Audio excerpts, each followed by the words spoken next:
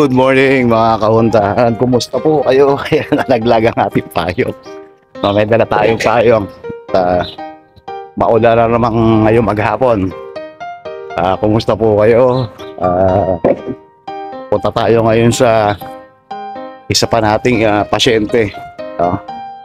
Yung naging duty natin nung nakaraan dito sa Manhasset, naging okay naman nga. Wala namang nagparamdam. Wala naman ako naramdaman. Although nakakatakot yung bahay. Ayan, so bali ngayon, ayan, papunta tayo sa isa pang pasyente. Iba naman to. Dito naman tayo sa may bandang Flushing, New York. Bali, magtatrabaho tayo dito from 8 in the morning hanggang alas 8 ng gabi mamaya. Magpapas tayo papunta ron. Medyo malapit-lapit lang dito sa atin. Siguro mga 1 oras sa biyahe. Sa ngayon wala pa tayong permanente na assignment or case. Kasi talagang gano'n sa agency, kung ano lang ang ibato sa atin eh. Pero kagandahan, yung trabaho natin ngayon, 12 oras. Kaya samahan nyo ako. At since na dito lang naman ito sa Flushing, New York, kagaya ng dati, magbabas tayo doon sa Madison. Yan. Kaya samahan nyo si KMTV sa ating trabaho for today. Let's go! Kung mapapansin nyo mga kahuntahan, medyo hindi pa sikat ang araw. Maulap at maulan. Ayan, bali tawag dito, maaga pa. Oras dito ngayon, mag-aalas 7 pa lang. Pero syempre, mainam na maaga nga tayo umaalis dahil hindi natin alam kung ano ba yung status ng bus. Minsan kakaroon sila ng alternate na ruta. Kaya minsan palipat-lipat tayo ng bus stop. Magulo ngayon ang sistema ng mga bus at ng tren. Madaming repairs at madaming pabago-bago sa mga ruta. Kadalasan nga, naglolo ko pa ito natin, Google Map tsaka si Waze. Kaya mas maganda yung maalis tayo ng mas maaga, para meron tayong time allowance, hindi tayo malate sa trabaho. Di baling late na tayo makapag-check out sa trabaho. Huwag lang tayo malate sa pagpasok. Okay, let's go. Yan, medyo lumalakas ang ampon. Okay guys, ayan, bukas ay ating payong. Lumalakas ang ulan. Ayan, yung bus, sabulin natin.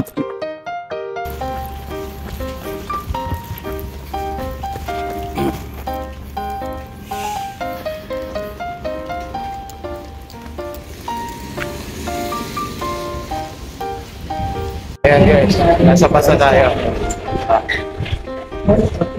Sana makarating tayo doon. Wala tayong problema. Taas ako na. Guys, sinabutan na tayo ng malakas na ulan. Nandito tayo ngayon sa Elliott Avenue, saka sa Fresh Pond Road. Antayin natin yung bus papunta doon sa bahay ng pasyente natin. Gahantay pa tayo ng mga 10 minutes. Lakas sa ulan. Ayan guys, parating na yung bus natin. Antayin natin dito sa bus stop. Okay guys, bus na ulit tayo. Grabe, lakas na ulan. Pero malapit-lapit na tayo doon sa bahay pa siya. 2,000 years later. Alright guys, nakababa na tayo sa bus. So hanapin na natin yung address ng ating pasyente. Maganda yung lugar niya, mga kauntaan.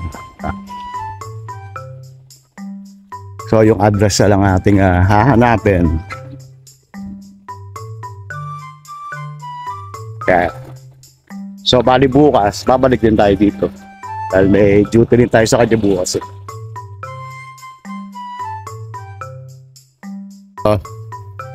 Okay, mga kahuntahan, nakita na natin yung address. Yung bahay ng pasyente natin, yung nasa likod natin.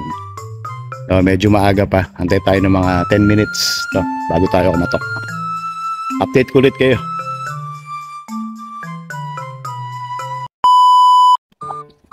Okay guys, update. Kumakain yung ating pasyente.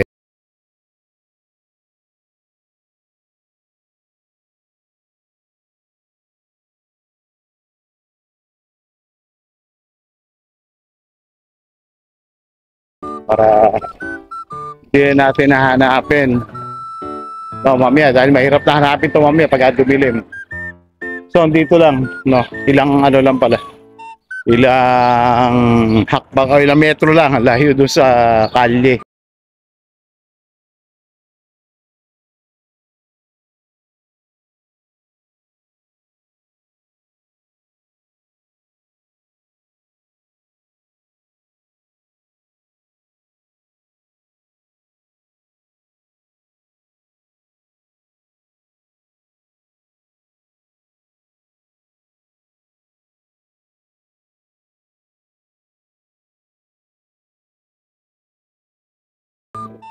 Yung asawa niya, mabait din, makwento.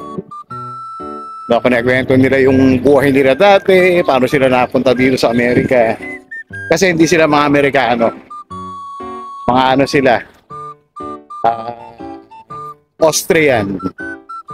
Tiga Austria sila. Kaya marami silang kunikwento sa atin na mga nangyayari sa kanila during World War II. Para sila dapat pa dito. Yun. Wala naman tayo masyadong makuhang video doon sa loob ng bahay. Kasi under sa agency itong pasyente, so bawal. Pangalawa,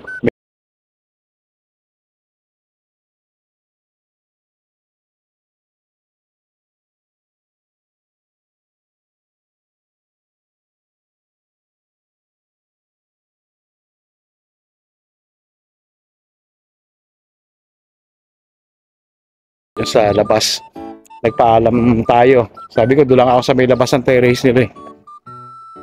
Kita ulit mamaya. Update ko ulit kayo.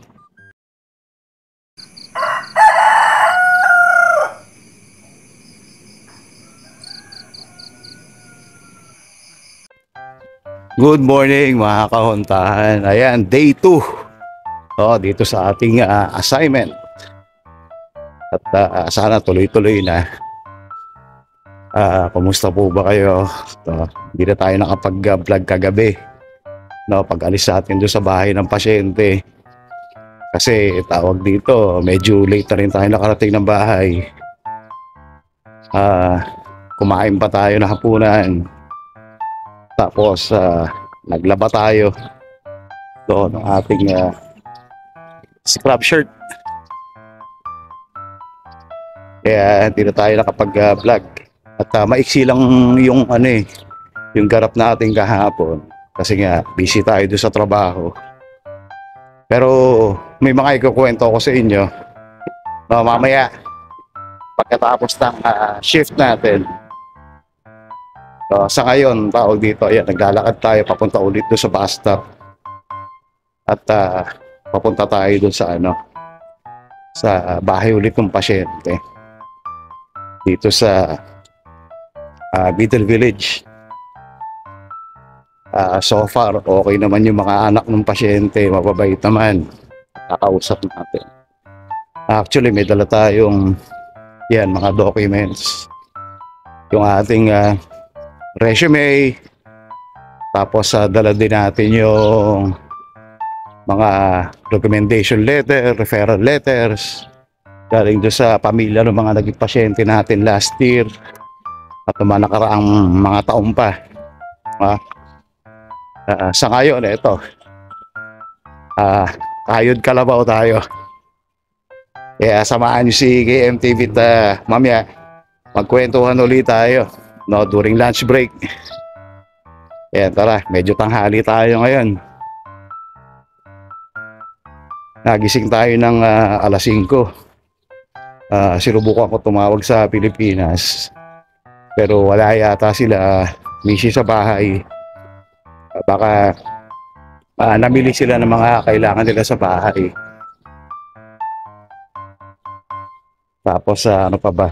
Ayan, syempre naligo tayo no, bago pumasok sa trabaho. Nagka-problema na yung heater natin. Hindi umiinit yung tubig. So napakalamig. Nantay ko pang uminit yung tubig na lumalabas doon sa gripo. Tayo makapaligo ng maayos. Dahil napakaginaw pa rin dito mga kauntaan. Ayan, kita-kita tayo mamaya na mag-update ulit ko sa inyo. Alright guys, so nandito tayo sa trabaho. At tawag dito tayo sa basement ng pasyente. Titiklop tayo ng mga damit, no? Mga nilaban natin kahapon. Kasi hindi nila naialis sa so tayo na magtitiklop. Mga bed pads. Face towel.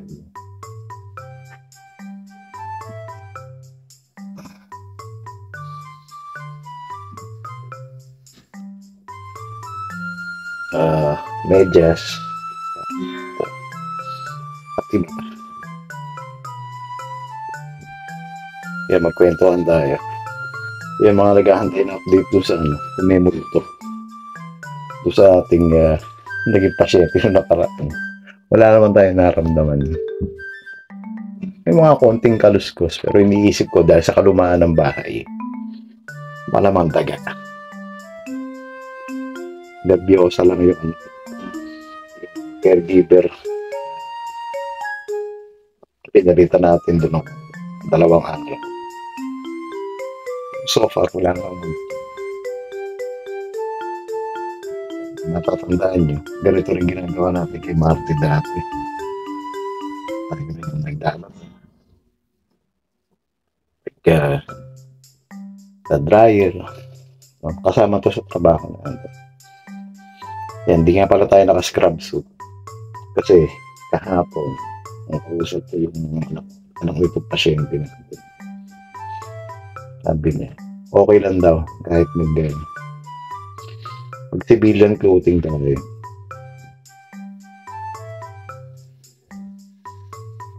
So, siyempre, t-shirt na lang tayo.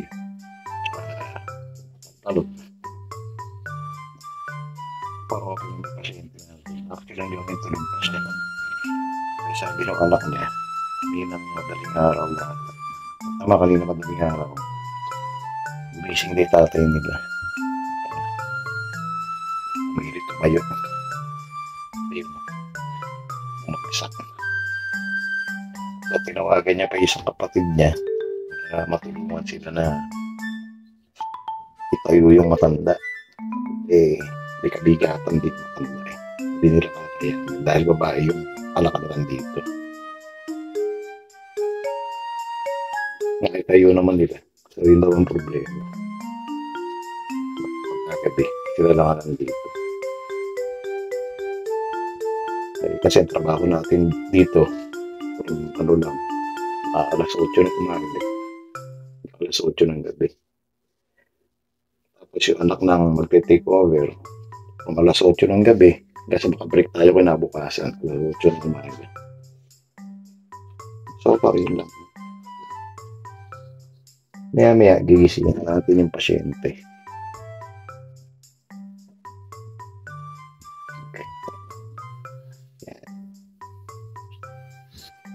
Okay mga kaguntahan, malapit pa tayo matapos. At syempre, pagdating sa taas, na tayo makapag-vlog ulit dahil sa trabaho tayo. Pero, syempre tayo. Okay. For now,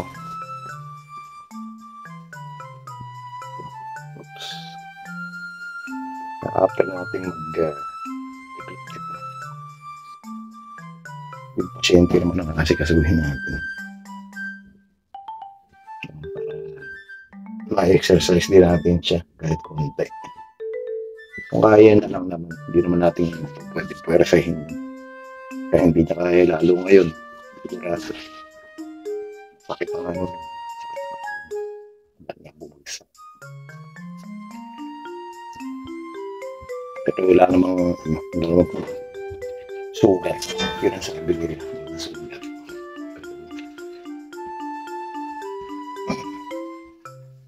Kaya ganyan may ano na.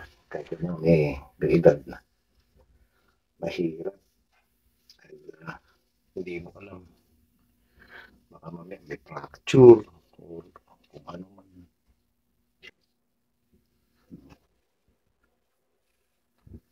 Kaya kailangan nila ito tumitingin din sa mga nila. At hapon, kausap natin yung pasyente. Sabi nila parang nagpaplano rin sila kumuha ng mas mahaba-habang oras para tumingin doon sa patay nila.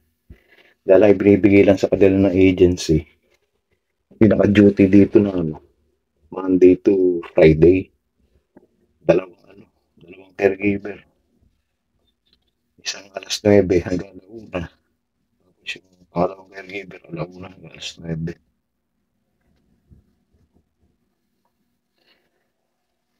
Gusto nila yung full time, hindi lang kapalit-palit. Kaya hindi nabubuntis hindi nalilito yung matanda. Mahirap kasi pag ganyan. Bago-bago, nalilito sila. Sana, makuha natin ito kasi malapit-lapit lang. Pero kanina nagka-problema tayo. Kasi pagka weekend dito, hindi regular biyahe ng bus. Nagbus lang yung simula Ridgewood hanggang Elliot. Isir kailangan natin bus kung galing Elliot papunta dito sa bahay ng pasyente. Walang biyahe. Kaya nag-Uber tayo simula Elliot hanggang dito para makarating sa trabaho. Okay lang naman. Trabaho yun. Yun ang ating update ngayon. Sa natin ating mga tiklipin. Update ulit kayo mamaya. 2,000 years later. Alright, mga kahuntahan. Ayan, update ulit. Magla-lunch muna tayo. Dito tayo sa may malapit na park. Kakain. Nagla-lunch na yung ating pasyente. Kasama yung kanyang pamilya. Sabi ko kasi hindi mo tayo kasama doon. Kaya lalabas tayo para mag-lunch. Meron naman tayong baon tinapay tsaka tubig. Para meron tayo lunch ngayon. Maganda raw yung park dito kaya doon tayo mag-lunch para po pwede tayo mag-vlog. Pero ang ganda talaga ng neighborhood dito. Makikita nyo naman, malinis.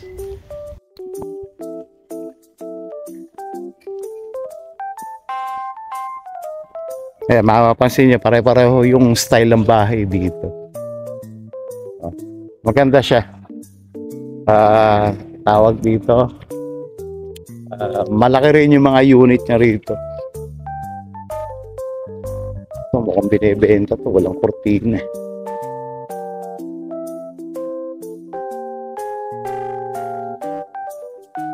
Yan. Doon tayo sa park na yung pupunta. Ako ang tahan. No tayo tatambay habang tayo kumakain ng lunch. Malaki itong park na to. Dami rin naglalakad. Tapos meron pa siya mga pink na cherry blossoms.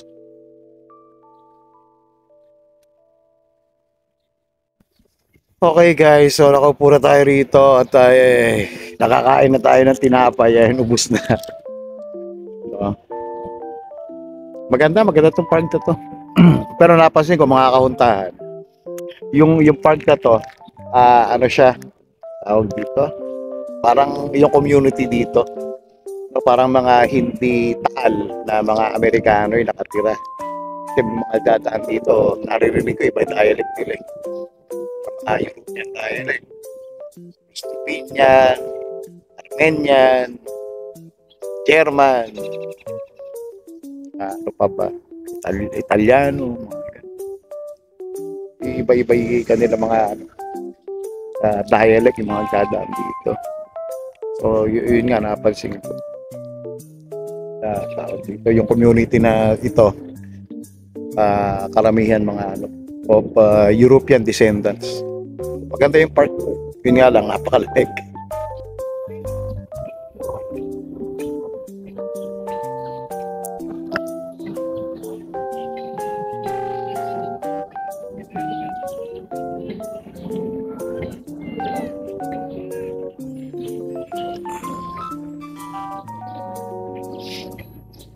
Pagka ganito kaganda yung community, pinapangarap ko rin, no? Siyempre, na makarating dito yung pamilya ko. God willing, no? Sana sa mga susunod na panahon, magkakabuelo na tayo. Dala natin sila rito para ma-experience din nila. Yan. So, sa tayong kumain, mga kahuntahan, tayo babalik na sa